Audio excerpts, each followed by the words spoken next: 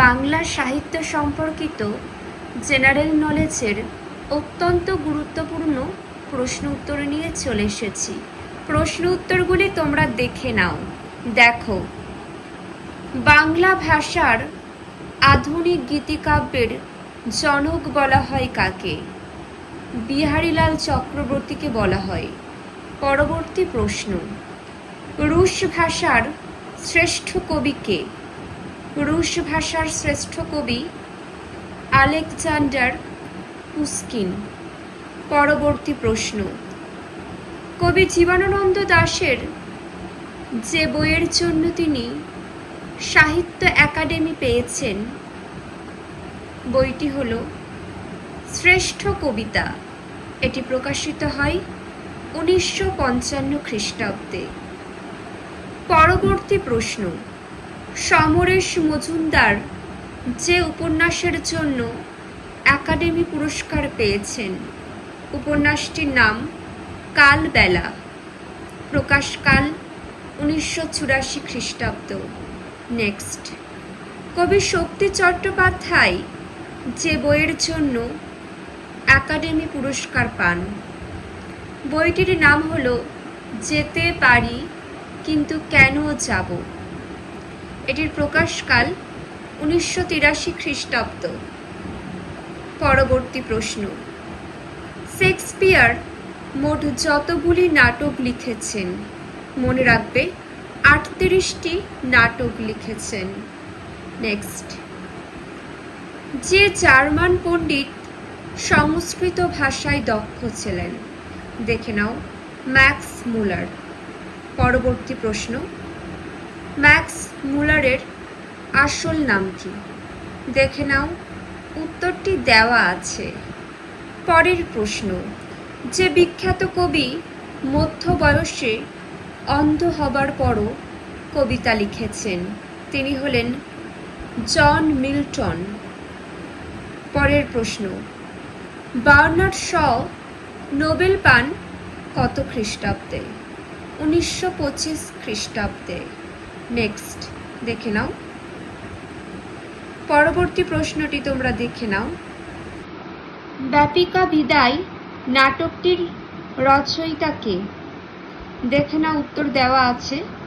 Next, সনাতন পাঠক, নীল লোহিত, লীন উপাধ্যায়, এদের মিল হল তিনটি সুনীল গঙ্গোপাধ্যায়ের ছদ্মনাম।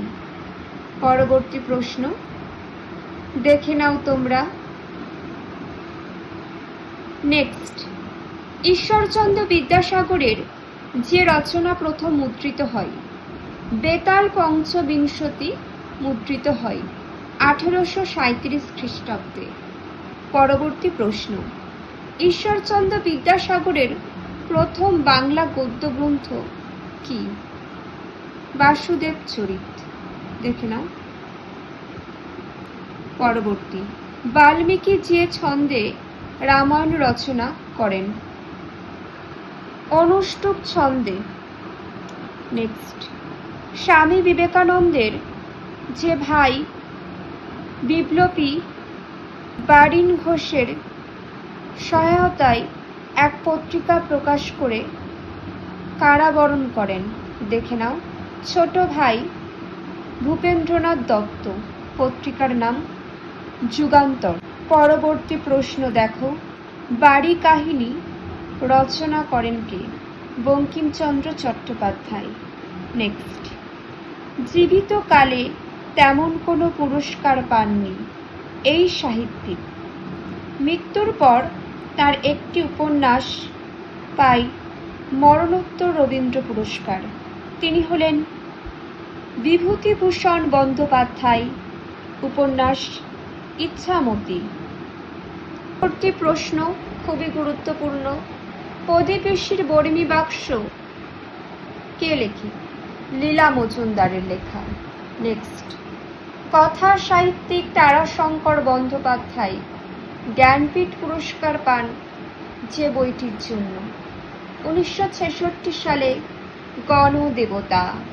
নেক্সট, মুসলিনের আমন্ত্রণে রবীন্দ্রনাথ ইতালি গিয়েছিলেন। 1926 খ্রিস্টাব্দে। পরের প্রশ্ন, শরৎচন্দ্রের পিতামাতার নাম কি? মতিলাল চট্টোপাধ্যায় ও ভুবনমোহিনী দেবী। নেক্সট, শরৎচন্দ্রের জন্মস্থান কোথায়? হুগলি জেলার দেবানন্দপুরে। পরের প্রশ্ন, শরৎচন্দ্রের প্রথম প্রকাশিত লেখা বড় দিদি ভারতী পত্রিকায় প্রকাশিত হয় 1907 খ্রিস্টাব্দে। পরের প্রশ্ন, শরৎচন্দ্রের যে উপন্যাসটি রাজদ্রোহের অভিযোগে নিষিদ্ধ হয়? পথের দাবি। নেক্সট, 1920 সালে শরৎচন্দ্রের যে উপন্যাসটি মারাঠি ভাষায় অনুদিত হয়ে প্রকাশ পায়? দত্তা। পরবর্তী প্রশ্ন, সাহিত্য প্রতিভার স্বীকৃতিস্বরূপ 1923 সালে কলকাতা বিশ্ববিদ্যালয় শরৎচন্দ্রকে সম্মানিত করেন জগত্তারিণী সুবর্ণ পদক দিয়ে। পরবর্তী, শরৎচন্দ্রের পল্লী সমাজ উপন্যাসটি যে পত্রিকায় ধারাবাহিকভাবে প্রকাশিত হয়? ভারতবর্ষ। নেক্সট, 1936 সালে ঢাকা বিশ্ববিদ্যালয় শরৎচন্দ্রকে সম্মানিত করেন, দেখে নাও, সম্মানসূচক ডিলিট উপাধি দিয়ে। পরবর্তী, দেশবন্ধু চিত্তরঞ্জন দাশের অনুরোধে শরৎচন্দ্র যে পদ গ্রহণ করেন? হাওড়া জেলার কংগ্রেস কমিটির সভাপতির পদ। পরবর্তী প্রশ্ন, শরৎচন্দ্রের রামের সুমতি যে পত্রিকায় প্রথম প্রকাশিত হয়? 1913 সালে যমুনা পত্রিকায়। নেক্সট, শরৎচন্দ্রের শ্রীকান্ত উপন্যাসটি প্রথম যে পত্রিকায় ধারাবাহিকভাবে প্রকাশিত হয়? ভারতবর্ষ পত্রিকায়। শ্রীকান্তের ভ্রমণ কাহিনী নামে প্রথম 3টি পর্ব, চতুর্থ পর্বটি বিচিত্রা পত্রিকায় ধারাবাহিকভাবে বের হয়। নেক্সট, শরৎচন্দ্রের দেনা পাওনা উপন্যাসটি নাট্যরূপ ষোড়শী। পরবর্তী প্রশ্ন, শরৎচন্দ্র অনিলা দেবীর ছদ্মনামে যে উপন্যাস লেখেন? নারীর মূল্য। নেক্সট, শরৎচন্দ্রের জীবিতকালের শেষ উপন্যাস কি? বিপ্রদাস 1935 খ্রিস্টাব্দের। পরবর্তী প্রশ্ন, চৈতন্য চরিতামৃত লেখা কার? কৃষ্ণদাস কবিরাজের।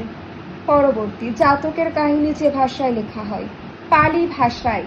নেক্সট, রবীন্দ্রনাথ বন্দে মাতরম গানটি নিজের সুরে গান 1896 সালে কংগ্রেসের কলকাতা অধিবেশনে। নেক্সট, বেদের যে অংশে জাদুবিদ্যা আছে? অথর্ববেদে। বাংলা সাহিত্য থেকে যে যে প্রশ্ন উত্তরগুলি আলোচনা করলাম প্রত্যেকটা ভীষণ গুরুত্বপূর্ণ, আর এমন গুরুত্বপূর্ণ তথ্য পাওয়ার জন্য অবশ্যই তোমরা চ্যানেলটিকে সাবস্ক্রাইব করে পাশে থাকবে। আর কারোর কোনো মন্তব্য থাকলে কমেন্ট করে জানাতে ভুলবে না। সবাই খুব ভালো থেকো আর মন দিয়ে পড়াশোনা করো। এখানেই শেষ করছি।